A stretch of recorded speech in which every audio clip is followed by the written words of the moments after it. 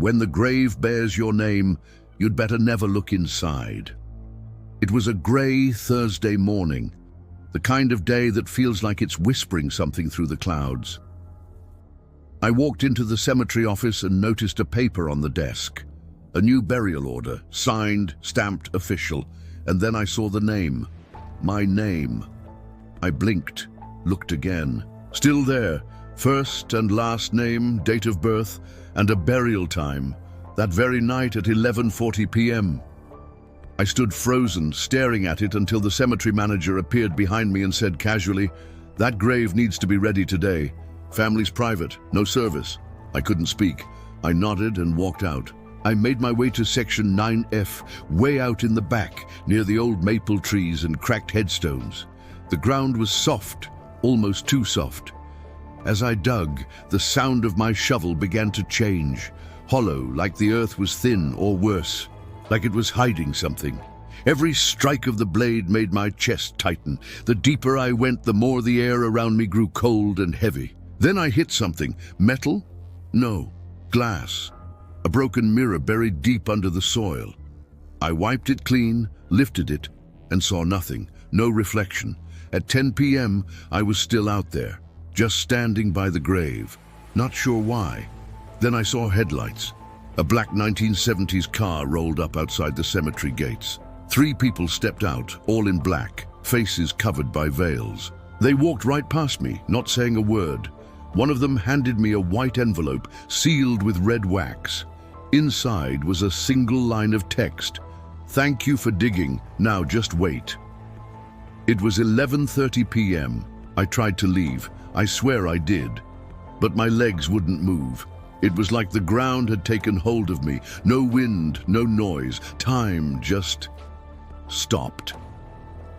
At exactly 11:40, a whisper echoed from the open grave. A voice, low and distant, from deep within the earth. "Now go down." I watched myself walk to the edge. I didn't want to, but I did, and I climbed down. Inside, the grave felt endless. The walls breathed, the soil pulsed. At the bottom, the mirror was clean now, and in its surface I saw me, but older, pale, hollow-eyed, dead.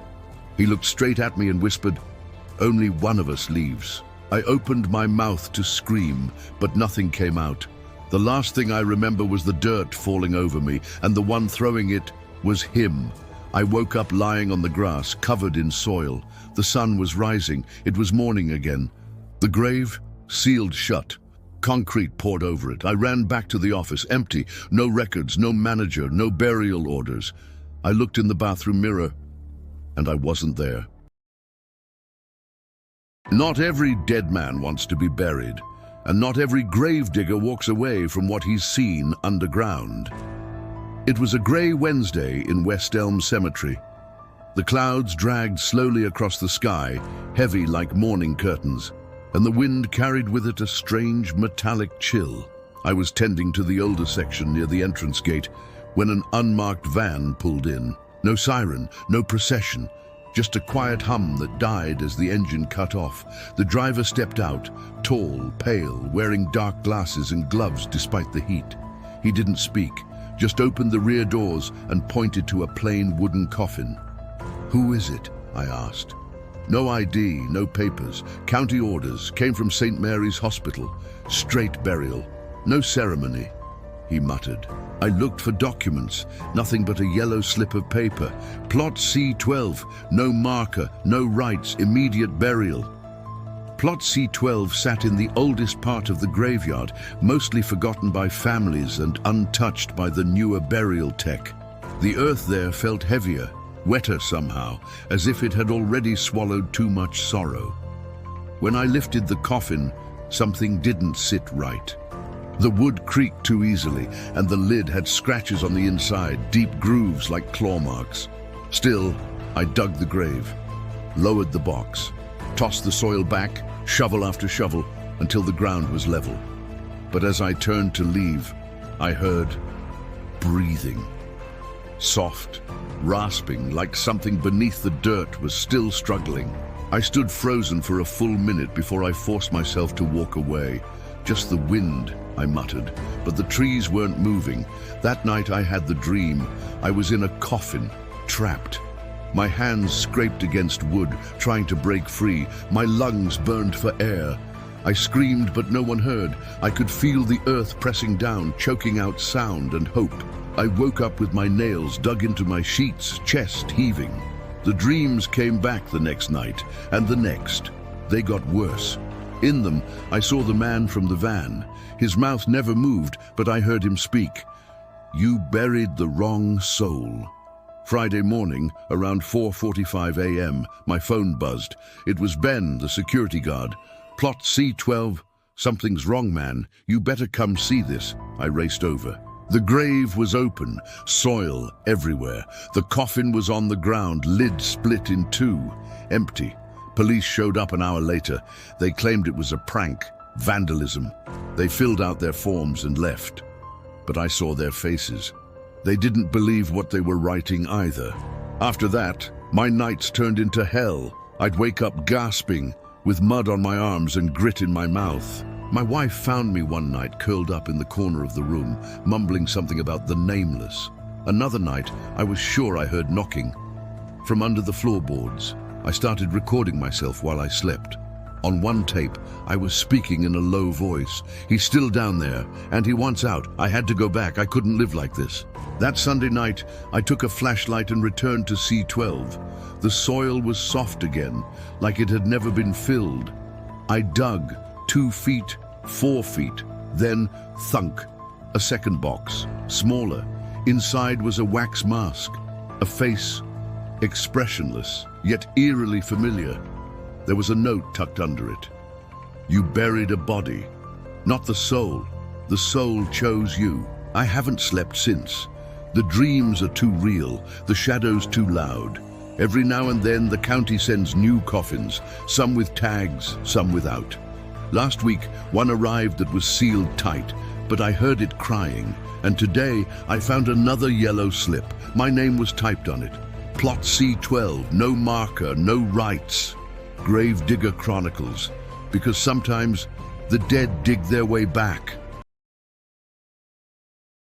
They say the dead rest in peace. But I've learned some graves don't like to stay where they're dug. My name doesn't matter. My job is simple. I dig graves. But what happened in the fall of 2019 changed everything I thought I knew about death. I worked the night shift in a quiet cemetery just outside of Bolton, a town where even the ghosts seemed bored. Most nights were uneventful. A few foxes, a lot of silence, but then came Plot 47, a fresh grave for a man named Raymond Eddings. No family, no friends at the funeral. Just a priest, me, and the wind. I dug the hole like I always did, lowered the coffin, covered it, placed the marker. Done. Or so I thought.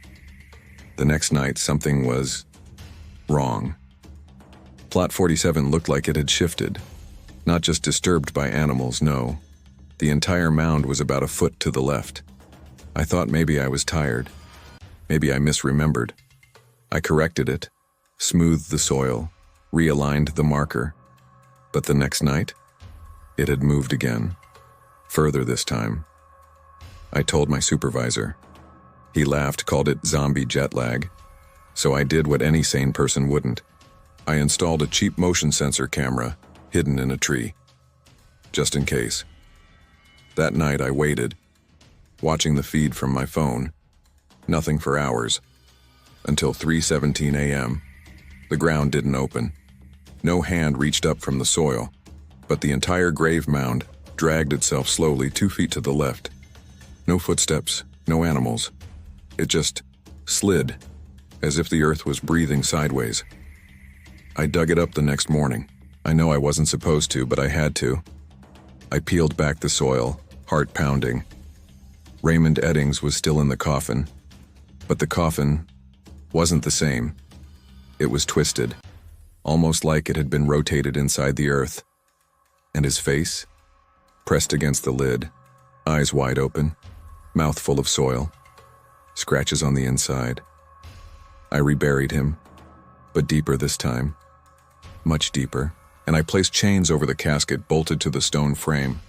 A ritual I read about in an old Gravedigger manual, one that hadn't been printed since 1911.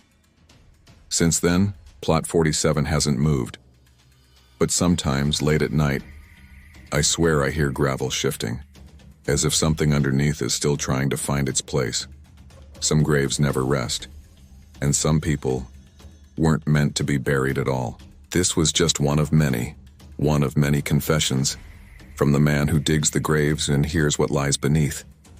Gravediggers Confessions. Some graves aren't dug to bury the dead. They're made to seal something far worse. It was Monday morning when the cemetery office phone rang. The voice on the other end belonged to Mrs. Irene Holloway, a reclusive widow known in Asheville for rarely stepping outside her Victorian home. Her voice was low, almost a whisper, carrying a chill through the line. "I need a grave. 7 times deeper than usual," she said. "I beg your pardon?" I asked, certain I misheard. "You heard me, Mr. Collins. 7 times deeper, and I want it done in complete solitude." Unusual didn't even begin to cover it. But the money she offered was more than generous, enough to pay my crew for an entire month. I agreed. I began that same afternoon. The soil was tough, unusually resistant, and each layer was harder than the last. By the 4th layer, I unearthed something odd, a charred plank of wood, black as coal. I brushed it off as debris, but by the 6th layer, the air started to change. Colder, heavy, almost electric. At 7 layers deep, nearly 20 feet, I heard something. A low moan, muffled, from inside the earth. I could have stopped. I should have. But I didn't. With a flashlight in hand, I descended into the hole. The deeper I went, the louder the whispers became. Not in English, not in any tongue I knew. Cries, groans, a hum that made my bones rattle. Then I saw it. Carved into the dirt wall was a small iron hatch rusted and locked by chains. A strange sigil, a spiral made of bones, had been etched into its surface. As I approached, my flashlight flickered. And then, the hatch creaked open on its own. A stench rose up, not just of rot, but sulfur and scorched flesh. From the darkness inside, something crawled out. It had a human shape, but wrong. Hollow eyes, stretching limbs, skin like worn parchment. "You opened the door," it said, its voice not spoken but echoing in my mind. I turned to climb, but the rope ladder snapped. I was trapped. The thing didn't attack. It sat beside me and waited. As hours passed, I felt something leaking out of me. Memories, warmth, will. I wasn't just a man anymore. I was becoming part of the grave. They found me days later, unconscious at the edge of the pit, buried up to my neck in soil. No one knows how I got out. Neither do I. Mrs. Holloway disappeared that same day. The grave was sealed with concrete by city order, but every night someone hears knocking from inside. 3 knocks, then a whisper. Now no one digs deep in Asheville Cemetery. Not even me. I thought I was just doing a job, but what she asked for still haunts me every time I look at a freshly dug grave. They say love makes people do crazy things, but I'm not sure what I did that night was love. Maybe it was pity, maybe curiosity, or maybe it was just madness I couldn't recognize in time. I buried her alive, because she asked me to, and now, I'm not sure she ever really died. It was a Thursday when she came to the cemetery. I was by the old mausoleums cleaning out debris after a storm when I saw her walking between the graves. Long white dress, soaking wet, mud up to her calves. No umbrella, no coat. She looked out of place and completely calm. She walked right up to me and said, "Are you the gravedigger?" I nodded, half expecting her to ask about a burial or maybe a funeral date, but she said, "I want to be buried. Tonight. Alive." I laughed. I thought she was joking, but she didn't smile. She told me her name was Angela, and she carried no purse, no phone. Just a plastic bag with a small wooden box inside. She said, "I've prepared everything. I have money and I've written a letter. I need you to do this for me." I asked her why. She replied, "Because I don't belong out here. The world has no place for me anymore." Something in her voice wasn't suicidal. It was certain, like someone accepting a fate already lived. She pulled a thick envelope from the box. Inside, $3,000 in worn bills, a death certificate already filled out, false obviously, a typed letter titled, "Instructions for the End." She had planned every detail. Angela had dug a shallow depression near the weeping willow by the back fence, a place no one visited. She pointed to it and said, "That's the spot, I just need you to finish it." According to her letter, she wanted to be buried in a simple wooden box, the one she carried. No nails, just a latch, no prayer, no name, just dirt, silence, and darkness. I refused. I told her I couldn't, that it was insane. But she looked at me with those hollow eyes and said, "If you don't, someone else will. Or worse, I'll do it myself and it'll be messier. Please, just let me go clean." For hours I stood near the half-dug hole. I couldn't stop thinking about her words, her face, the strange peace in her voice. I told myself it was mercy, that maybe some people really couldn't live with whatever they carried. As night fell, I grabbed my shovel. I dug deeper. At 2 a.m., she returned. She changed into a long black dress. She handed me the wooden box, climbed into it, curled like a sleeping child. She whispered, "It'll take me a few minutes. You can start covering once I stop knocking." She closed the lid herself. I stood there, paralyzed. Then, knock, knock, knock, and silence. I waited a full 10 minutes. Then I buried her. Shovel after shovel, I packed the earth. I left no marker, just raw soil and a memory. That should have been the end, but it wasn't. 1 week later, I passed near the spot during my rounds. The earth had shifted, subtle but clear, like something had been dug up. I froze. I ran my hand across the soil. It was loose, freshly disturbed. The box was gone. There were no signs of animals, no footprints, no tracks, just absence. That night, I opened the envelope she left behind. Inside was a note I hadn't seen before. It read, "If I wake up, I'll walk away. Don't follow me, I'll know what to do next. But if you see me again, pretend we never met." 2 months later, I saw her again, at the edge of the cemetery just before dawn. Same white dress, same hollow eyes. She stood by a fresh grave I had dug the day before. And when I blinked, she was gone. Some burials are final. Some are invitations. I don't know what she became after that night, but every time I dig a new grave, I listen for that knock. Because one day, I think she might ask to go back in. What watches you in the dark doesn't always want to see you. Sometimes it wants to take you. My name is Richard Lee. I'm 58 years old, and I've been a gravedigger at St. Elmo Cemetery in Georgia for over 3 decades. In this job, fear is not something you carry in your pockets. It stays buried with the dead, or so I thought. I never believed in ghost stories. You dig, you bury, you move on. But what happened one fall changed that, changed everything. It was a Tuesday night in late October.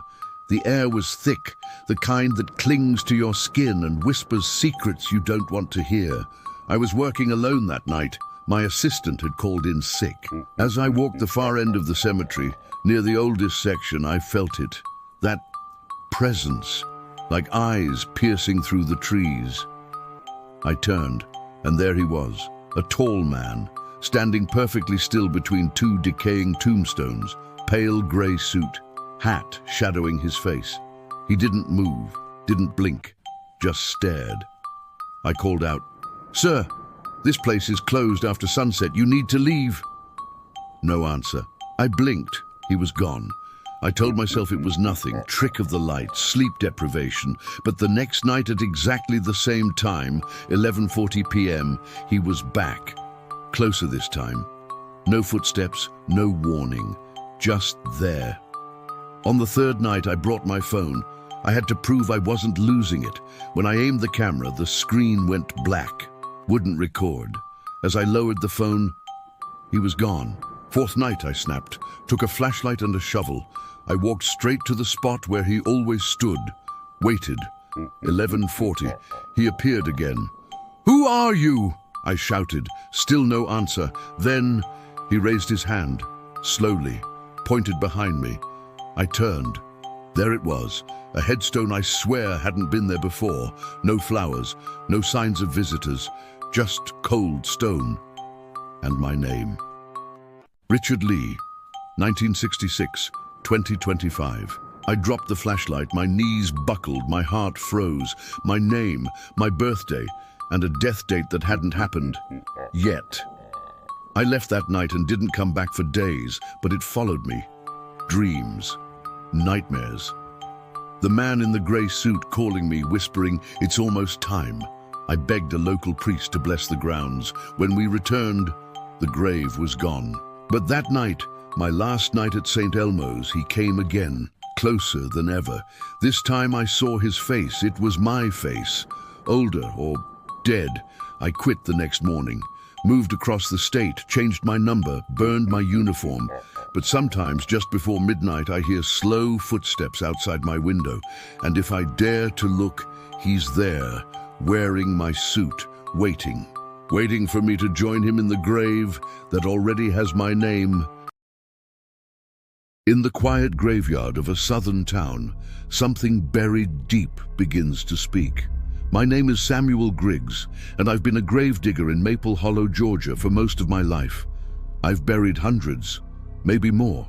I never believed in ghosts, not until the night I buried Peter Langston.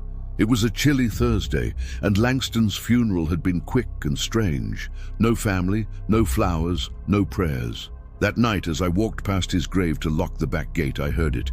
"Help me, please." A whisper, low, breathless, coming from beneath the ground. I didn't sleep, convinced it was exhaustion, or maybe wind playing tricks. But the next night, at the same hour, 12:07 a.m., the whisper returned. This time it called my name. "Sam, it hurts. Help." I froze, my flashlight flickered. Then I heard scratching, soft, frantic, like fingernails on wood. The grave had sunk slightly, not much, just enough to notice. I told myself it was settling soil, but inside, I knew better. On the third night, I left my phone near the grave. Hit record. At 12:07 a.m., the whisper came again. They buried me wrong. I'm not dead. Then, silence. But as I listened closer, I could hear breathing, faint, panicked, and then something terrifying. A deep, gravelly voice layered over the whisper. He hears us now. He's listening. That wasn't Peter's voice. That voice sounded ancient. I went to the funeral home the next morning asking about Langston. The mortician, Mr. Dillard, looked startled when I brought up the name. "Langston," he said. "No embalming, no autopsy. The sheriff rushed the burial, told us to keep it shut." "Why?" I asked. He hesitated. Because his mouth wouldn't stay closed, and it kept moving.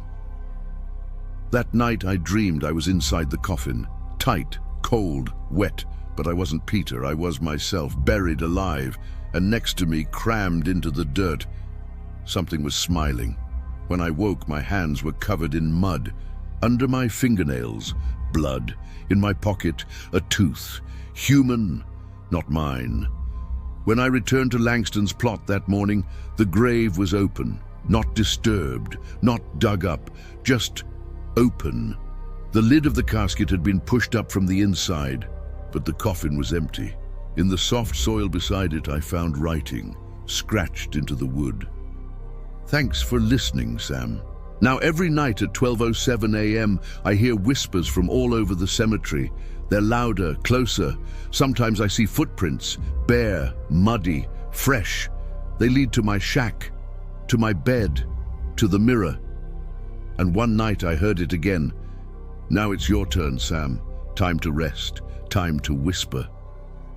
If a corpse called your name from below, would you answer? And if you did, would you ever sleep again? Comment if you've ever felt watched at midnight, and share this tale with someone brave enough to listen. Some graves are doors, and some doors are not meant to stay closed. The grave was in section 12B, far from the others, under a dying oak. Plot 392. Name Jonathan Miles Harlow. Age 83. Cause of death listed as natural, but no one came to claim the body. The city paid for the burial, the cheapest box, no ceremony. I lowered the casket myself. Cold soil, no prayers. Next morning it was open. I thought it was kids or animals, so I filled it again, packed the dirt tight. The next day, open again, untouched. No tracks, no signs, only a faint footprint on the lid, not sinking in, but rising out. I dug into the cemetery's archive. Harlow had been a psychiatric patient at the Ashridge home for the criminally insane. He was locked up for 36 years, charges sealed. But the caretaker at Ashridge, an old guy named Thomas, told me one thing before slamming the phone down. That man didn't just talk to himself. He answered. The next night, I stayed late. I placed a motion sensor camera facing the grave. It triggered at 3:08 a.m. When I reviewed the footage the next morning, my hands went cold. The earth moved. Not like it was being dug up. No, it breathed. In and out, like lungs under the soil. And then a figure appeared at the edge of the frame, tall, thin, faceless. It bent over the grave and whispered something I couldn't hear. The sound on the tape was scrambled, but right before it cut out, I caught one word: Father. I brought a flashlight, a crowbar, and an old revolver. I hid behind the oak. Midnight passed, then 1, then 2. At 3:10 a.m. I felt it. A shift in the air, heavier still, like the ground stopped breathing to listen. The soil cracked. A pale hand reached through, not decaying, but too smooth, too clean. It felt wrong. Then came the chanting, not loud, not human, like dozens of voices whispering through iron pipes, repeating, "Return, return, return." I ran. Inside the shack the next morning I found letters, scattered on my table. They weren't there before, yellowed, burned on the edges. All signed JMH, Jonathan Miles Harlow. One read, "They told me I could bury it, but it always finds a new host." Another, "The grave is not for me, it's for what followed me home." The last one, "If the ground opens a third time, leave this place." Of course I didn't listen. I went back the third night, no camera, just me and a shovel. The grave was open again, but this time the coffin wasn't empty. Inside, I saw my own name scratched into the lid and the date, tomorrow. Then I heard the whisper behind me. "You kept it closed too long."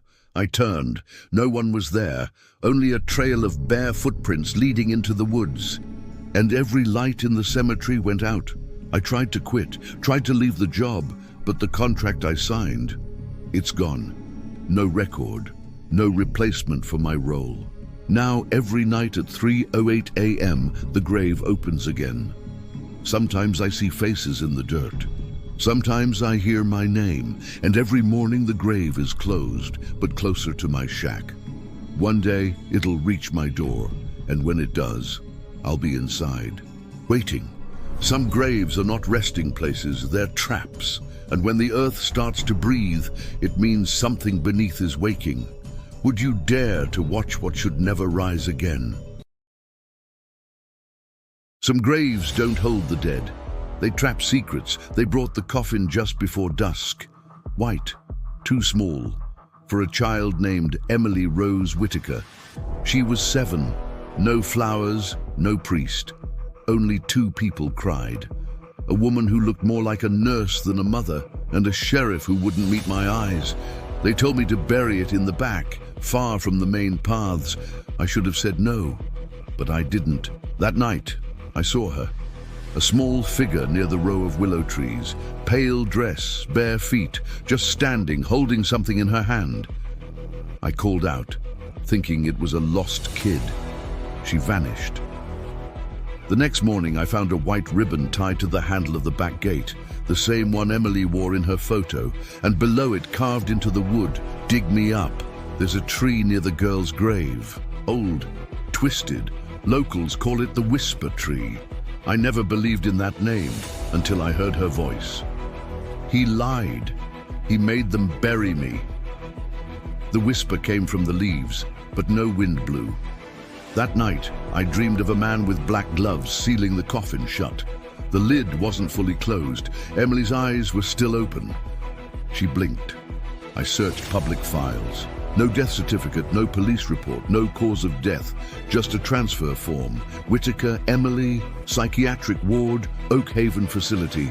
That place was shut down 10 years ago after child abuse allegations. Her file ended with one sentence: unresponsive, sedated, family declined autopsy. I found a porcelain doll at her grave. It hadn't been there before. It looked like her. Same ribbon, same eyes. Its mouth was sewn shut with black thread. The next night, I woke up with the same thread wrapped around my fingers. On the wall of my shack, someone had scratched. She screamed. No one came. I couldn't take it anymore. At 2 a.m., I returned to her grave with a shovel and a flashlight. The ground was soft as if recently disturbed. When I opened the coffin, it was empty. No bones, no doll, only dirt. And something else. A tape recorder, old, covered in blood. I pressed play. "Mommy, please don't let him lock the box again. I promise I'll be quiet." Click, static, whisper. She's still down here. Now the girl appears every night at 3:13 a.m. Always the same, standing under the whisper tree, holding the doll, waiting. Sometimes she points toward the graves, sometimes toward me. And some nights, she opens her mouth to scream, but no sound comes out, only blood. Some children aren't lost, they're hidden. And some coffins aren't meant to be opened, but forgotten. Would you dare to dig where no truth was meant to rise?